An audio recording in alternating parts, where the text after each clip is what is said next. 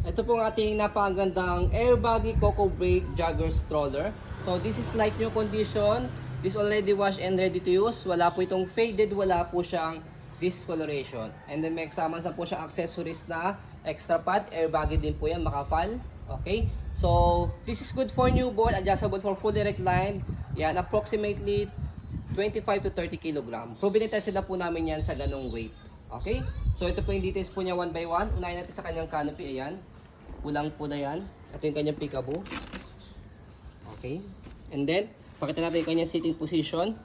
Ayan. So as you can see, meron siyang tatlong butas for newborn, toddler, and kids. Depende po yan sa laki ng baby po ninyo. Extra pad niya.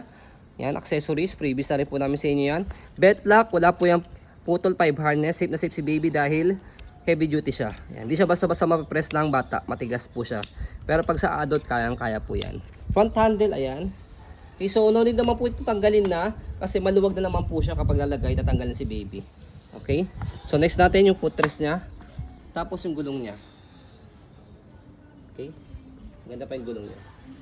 Next natin yung body frame niya. Ayan, makinis pa. Black na black.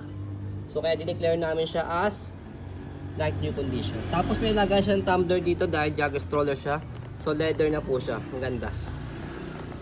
Okay. So next natin sa side, by the way, para mag fully recline siya, meron siyang zipper dito. Baba natin siya. Ayan. So yan po yung kanyang likuran, gulong. Tapos wala siyang kalawang Kitang-kita nyo naman po. Stopper niya. Tapos stand po ito pagka finold siya mamaya. Ayan. And then next natin, sa likod meron siyang pocket dito. Lagay ng wipes or anything na pwede nyo ilagay. Sa kabila, ayan, unzip natin siya para maiga natin. And pakita mo yung kanyang body frame.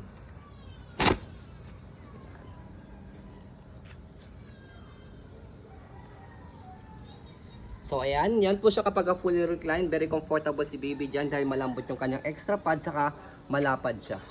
Okay, so pakita nyo naman po yung kanyang handle. Ayan, yung handle niya is leather na. Okay. So latest version na po siya. Sa mga old version kasi hindi pa siya leather. And then meron siyang, kaya sa tinawag na jogger stroller, meron siyang brake sa handle. Okay, so bago natin siya i-fold, install muna natin to make it sure na wala siyang problem sa kanyang mechanism. Sobrang smooth. Okay, so next natin sa pag-fold po sa kanya, fold lang natin yung kanyang canopy. Okay, stopper natin. Tapos don't forget to stand. Ayan, dahil can stand alone siya sa handle, press nyo po itong dalawang corner, dalawang side, pull down. Ayan, tapos meron siyang lock dito sa gilid. Compress nyo lang po yan. Ayan. Compress nyo lang siya para manipis siya kapag pinold. Ayan. So, that's it. Okay, so this is heavy duty kaya recommended siya for big kids na rin. Tanggalin nyo lang po yung kanyang strap, tapos bubuka nyo lang po siya. Ayan, and then tatanggalin nyo lang po siya sa pagkaka-stopper and stand. At pwede na siyang gamitin. Okay, so yan, as you can see, very details po kami sa pong pag-video. Kasi amin siya policy, no refund, no exchange, what you see is what you get. So yun po, maraming salamat, have a nice day and God bless po.